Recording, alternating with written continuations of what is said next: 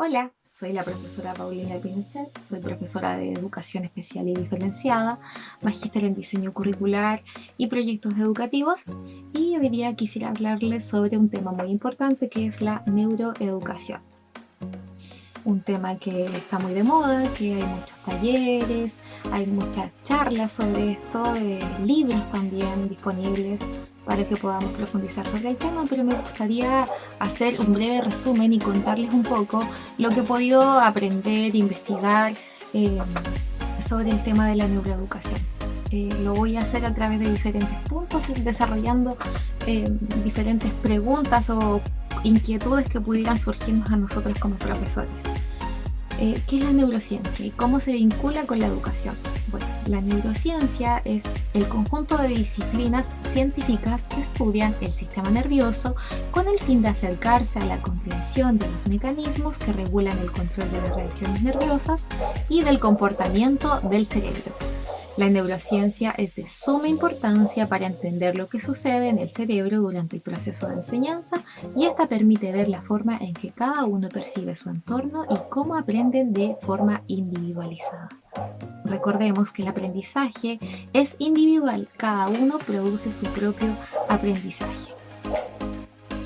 ¿Por qué es importante trabajar la neurociencia en las aulas?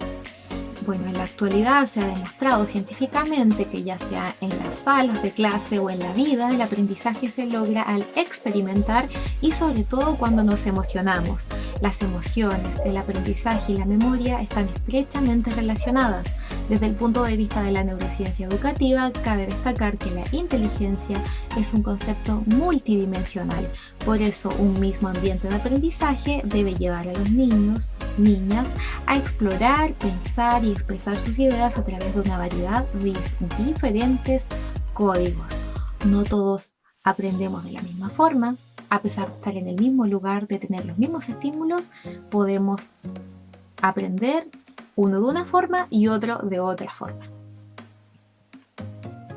La plasticidad neuronal y cómo incide en el proceso del aprendizaje. La neuroplasticidad del cerebro es en realidad una capacidad o habilidad que tiene el cerebro de modificarse, se modifica en su estructura como consecuencia de la experiencia y el pensamiento para adaptarse a los cambios, lograr un cambio de hábitos o formar otros, nuevas formas de percibir y pensar. Así pues, podemos mejorar nuestro rendimiento cerebral si lo entrenamos mediante repetición, excitación, novedad, concentración, sorpresa, confrontación e imaginación. Nuestro cerebro no es estático. Hace años se creía que en algún momento de la vida comenzábamos a perder nuestras capacidades, a haber una especie de muerte neuronal en cierta edad de la vida, pero no es así.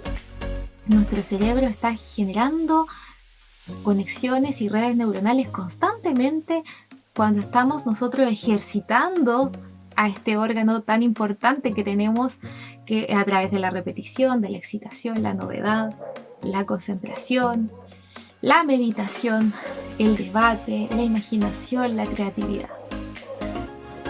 ¿Cuáles son los periodos críticos del desarrollo neuronal para el aprendizaje?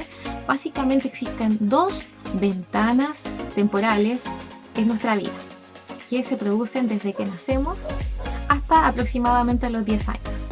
El primer periodo crítico del aprendizaje es el periodo crítico en sí, que es desde los 0 hasta los 3 años aproximadamente, que es donde se produce la mayor cantidad de neuronas, donde se incrementa masivamente las neuronas y las conexiones para permitir la interacción con el medio ambiente.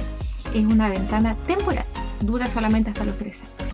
Pero también está el periodo sensible, que es una ventana más amplia, que dura hasta los 10 años, que es la edad de la escolarización, del primer ciclo, que ya llamamos acá en la educación chilena, que es cuando los niños aprenden e incorporan nuevas habilidades con mucha facilidad. ¿Qué procesos cognitivos están presentes en el aprendizaje?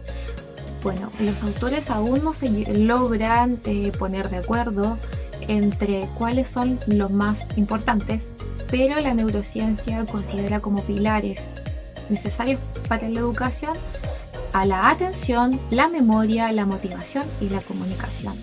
o producción del lenguaje. Estos 4 pilares son esenciales y son muy importantes y están considerados en la neurociencia. ¿Cómo podemos trabajar estos procesos cognitivos o 4 pilares en el aula? Vamos a verlo a través de un ejemplo. Nuestra clase va a ser sobre conocer la letra Q en un primero básico. ¿Cómo logramos la atención? Primer pilar. Bueno, podemos utilizar diferentes elementos para captar la atención, objetos concretos, por ejemplo, que comiencen con la letra Q, utilizar un video sobre la letra Q, la canción de la letra Q. ¿Cómo podemos motivar? El otro pilar. Descubrir la letra que vamos a ver hoy día. ¿Cuál será la letra que veremos hoy día? A través de una adivinanza, a través de mostrar imágenes, láminas o elementos concretos que comiencen con la letra Q. Darles un desafío para que puedan descubrirlo a través de la clase. ¿Cómo trabajamos la memoria? A través de la repetición del sonido, ver cómo nosotros podemos emitir el sonido fonológicamente, el movimiento del trazado de cómo se escribe, en el aire, en el cuaderno. Podemos aprendernos la canción, podemos repasar el video y así estamos trabajando la memoria visual y la memoria auditiva. El otro pilar fundamental, la comunicación. Esto lo podemos trabajar en esta clase del conocimiento de la Q, con los espacios para preguntas que vamos a ir dando durante la clase. Ahí vamos comunicándonos, vamos interactuando con el niño, vamos interactuando con su aprendizaje, lo que sabe, lo que no sabe, lo que aprendió, lo que ya sabía, lo nuevo para él, y también a través de la metacognición que podemos hacer al final cuando le preguntamos qué aprendimos hoy, cómo lo aprendimos, cómo nos puede servir este aprendizaje en nuestra vida futura. Y así estamos trabajando estos procesos cognitivos en el aula. Esto es solamente un ejemplo. ¿Qué importancia tiene la memoria en el aprendizaje? Bueno, la memoria es un grupo acotado de funciones cognitivas complejas que favorecen el desempeño en tareas de comprensión lectora, escritura, cálculo y resolución de problemas, entre otros temas. Conocer su funcionamiento es la llave a la cognición de nuestros estudiantes. Hace años atrás se veía el aprendizaje memorístico como algo malo o algo negativo, que el niño en realidad estaba aprendiendo porque luego lo olvidaba. Pero en realidad la memoria está presente siempre en el aprendizaje y es de suma importancia la memoria de trabajo en el proceso del aprendizaje. Para ver algunas tareas escolares, por ejemplo de componente verbal, de memoria, podríamos hablar del conteo oral de números en educación parvularia, o el sonido inicial vocálico y final de palabras, la segmentación silábica, la lectura inicial también necesita de la memoria de trabajo de componente verbal, el aprendizaje de un idioma, aprender canciones con instrumentos musicales. Por ejemplo, también ahora veremos tareas con componente visual, el aprendizaje de las vocales en su forma visual o de los numerales en su forma visual, la escritura en sí, el cálculo con operatoria básica, con claves visuales, las clasificaciones por categorías con imágenes, cuando les presentamos las láminas de los seres inertes y los seres vivos y las clasifican. Estamos trabajando memoria de componente visual. Estos son solamente algunos ejemplos, pero la memoria, como ya vimos, está presente en todo aprendizaje. Ahora veremos la emoción. ¿Cómo afecta la emoción al aprendizaje? Bueno, todo aquello conducente a la adquisición de conocimiento, como la curiosidad, la atención, la memoria o la toma de decisiones, requiere de esta energía que hemos llamado la emoción. La emoción es como el motor, la energía, es el combustible que necesitamos para poder nosotros generar el aprendizaje. Las emociones positivas ayudan al aprendizaje, la atención, la memoria, la visión global o la creatividad a la resolución de problemas pueden ser afectadas por estas. Las emociones positivas, tanto como las negativas, inciden en el aprendizaje. Un niño que tiene bajo rendimiento escolar quizás porque esté siendo afectado por emociones negativas, porque no tenga un ambiente socioemocional óptimo, a través de actividades lúdicas que podamos generar nosotros en la sala de clase o en una clase virtual, podemos lograr que el niño se entretenga, que el niño se motive y también puede aprender. Es decir, nosotros podemos igual generar un cambio. Quizás no es lo óptimo, no es lo que necesitamos, lo ideal, pero sí se puede hacer. Tanto los retos como disfrutar del aprendizaje son necesarios para los estudiantes, ya que permiten una buena relación entre el clima emocional en la clase con su éxito académico. Un buen clima emocional en la clase, o donde el profesor o la profesora sonríen, donde los profesores elogian, donde los profesores celebran el logro de los estudiantes, celebran el esfuerzo de los estudiantes, hace que haya mayor éxito académico. Poseer un balance entre las emociones positivas y negativas, una proporción de 3:1 respectivamente según los autores, beneficia al estudiante social y mentalmente en sus relaciones de trabajo, familiares y escolares. Tenemos que ser realistas y siempre van a existir emociones negativas en todos nosotros, en los seres humanos. La idea es que logremos esta proporción 2:1, o sea, 2 positivas con una negativa. Y esto va a ayudar mucho a nuestros estudiantes en su aprendizaje, y no solamente en eso, sino también en cómo se relacionan, entre ellos mismos, cómo se relacionan con sus familias y en el futuro. El estrés afecta negativamente a la memorización y en definitiva al aprendizaje. Tengamos esto muy claro. Un niño con miedo, un niño asustado, un niño que está sufriendo a lo mejor maltrato, bullying en el colegio, o que tiene un problema familiar, o que está viviendo un duelo, un niño con ese nivel de estrés no va a lograr aprender. ¿Qué relación tiene la neuroenseñanza con la estimulación temprana? Aquí llegamos a un tema bien importante. Antes hablamos sobre el periodo crítico, que era desde los 0 a los 3 años, recuerdan, y este es muy importante. En los últimos años, las neurociencias han dado un gran aporte a la educación infantil. Estos estudios permiten conocer actualmente la importancia que tiene la etapa preescolar y la estimulación temprana en el desarrollo del niño. En la etapa comprendida entre los 0 a los 3 años de edad, el cerebro está formando conexiones o sinapsis que se producen con una velocidad y eficiencia que no se repetirán el resto de la vida y que definirán las habilidades y potencialidades que el niño o niña desarrollará en la etapa adulta. Es un periodo crucial para el desarrollo cerebral y las experiencias que tenga el niño en esta etapa tendrán efectos duraderos en su futura capacidad de aprendizaje. Es muy importante la estimulación correcta y adecuada para los niños en esta edad, porque de las capacidades y habilidades que se desarrollan en este tiempo dependerá todo su desempeño durante toda la vida, hasta adultos.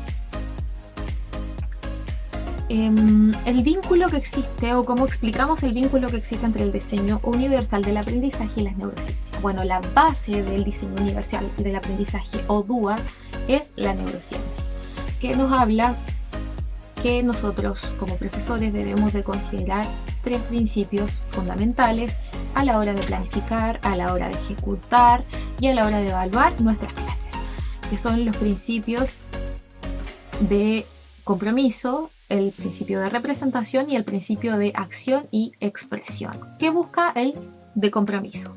Motivar. Tener alumnos decididos, motivados, que mantengan el esfuerzo, que mantengan el interés, que sean persistentes y que se sepan autorregular. El segundo principio, que es el de proporcionarle múltiples formas de representación, busca que el niño perciba de diferentes formas la información, el lenguaje o los símbolos, y que logre comprender a través de formas visuales, auditivas, kinestésicas, usando a lo mejor tecnología, logre aprender este conocimiento nuevo y lograr alumnos ingeniosos y conocedores.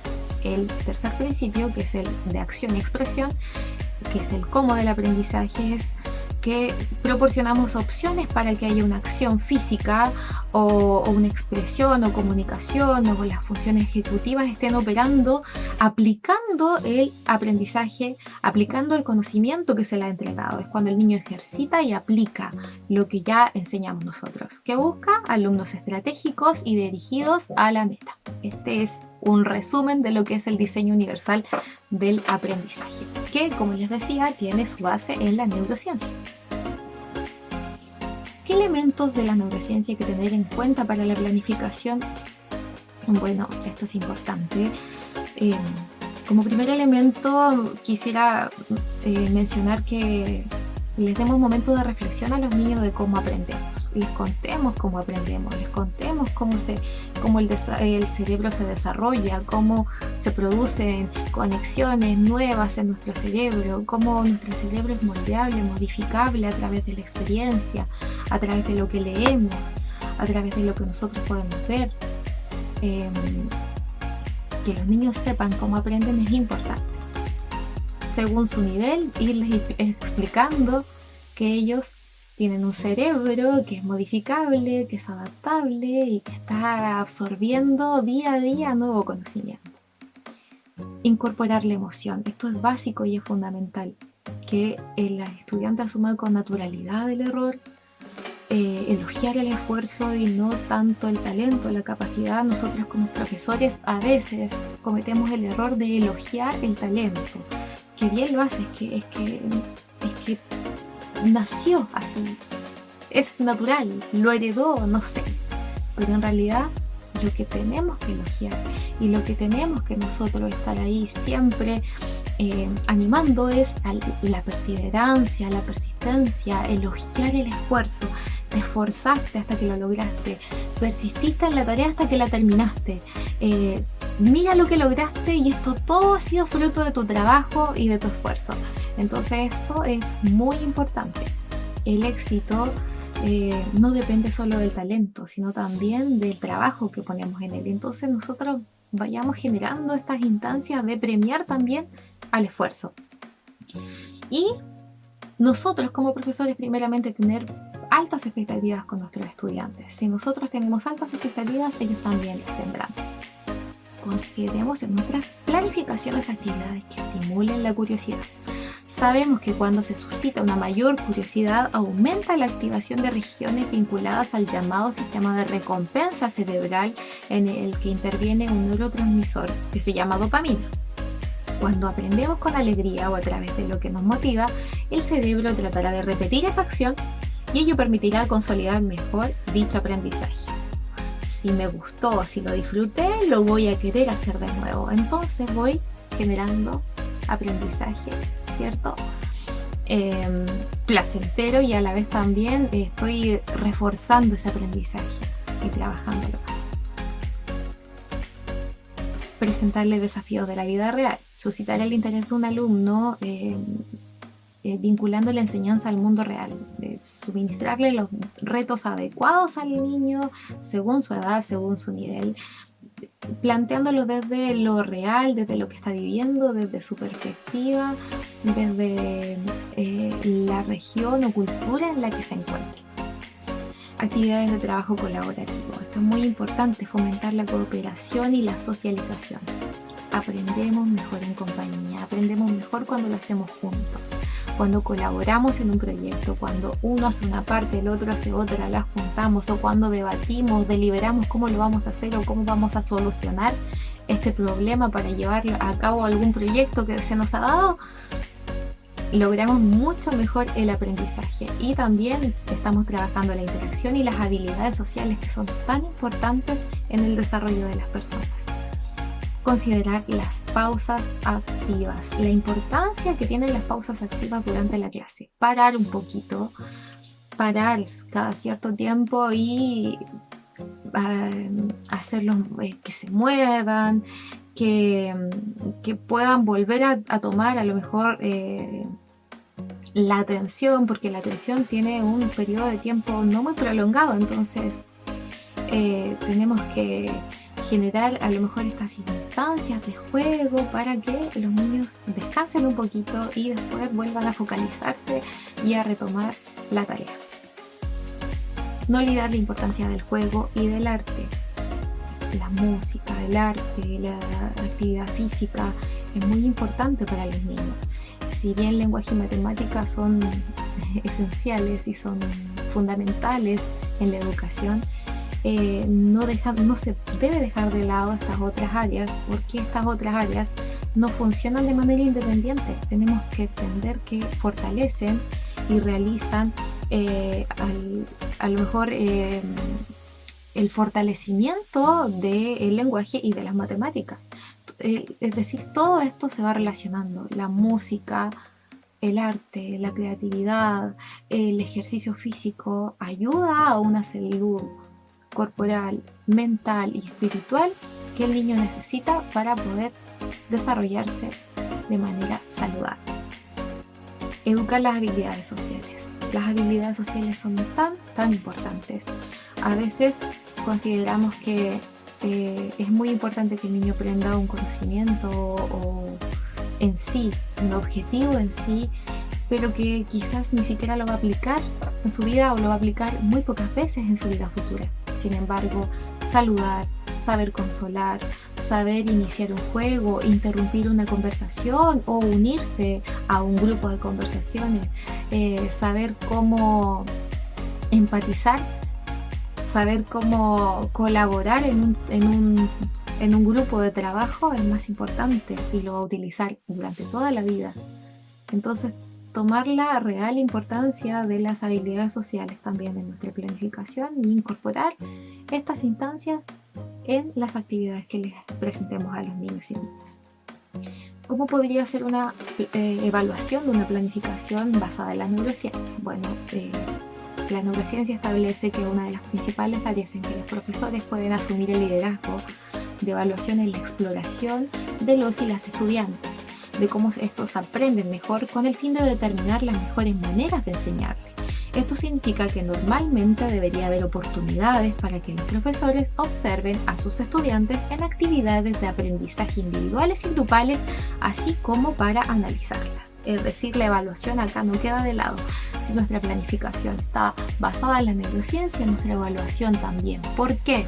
Porque es necesario conocer cómo está resultando esto, cómo está aprendiendo el niño de manera individual o de manera colectiva y analizar si es que tengo que hacer mejoras, si es que tengo que hacer cambios, si es que debo seguir por este mismo camino o quizás tomar otro. Los métodos de evaluación que propone la neurociencia es la evaluación auténtica. En vez de evaluar una repetición mecánica del aprendizaje, se evalúan actividades complejas de la vida real. Tratar de que la evaluación sea situada en lo más real posible para el niño. La evaluación conductual se enfoca en la evaluación de conductas observables y el impacto de factores contextuales en dicha conducta. Esto se usa mucho en educación diferencial, en educación especial, el observar las conductas y ir viendo y analizando qué factores contextuales están implícitos en ciertas conductas. Evaluación de destrezas también se ocupa mucho en educación especial y es cuando dividimos una tarea compleja en subtareas más pequeñas o más simples y vamos evaluando el desempeño de cada una de ellas. Y la evaluación de portafolio, que es donde se reúne una selección del trabajo del estudiante que muestra su desarrollo en el tiempo y se invita al alumno que contribuya con su propia evaluación. Es decir, el niño acá participa de su evaluación. Y no es una evaluación del momento como una fotografía, sino que es una recopilación en el tiempo de cómo se ha ido desarrollando el aprendizaje y cómo el niño ha ido evolucionando. Es importante realizar este tipo de evaluaciones para que el niño vaya comprendiendo y viendo las cosas que ha logrado y vaya valorando también su trabajo. Ya finalizando el tema, quiero recomendarles un libro que estoy leyendo, que me lo estoy devorando porque es muy bueno, está muy bien escrito, está escrito de una manera que es comprensible para todo el mundo, que se llama Neuroeducación en el aula, de la teoría a la práctica, que es de Jesús Guillén. un autor español. También él tiene la página Escuela con Cerebro, que es muy buena, tiene mucha información sobre este tema y que se las recomiendo. Los dejo y espero que les haya servido esta información. Un beso.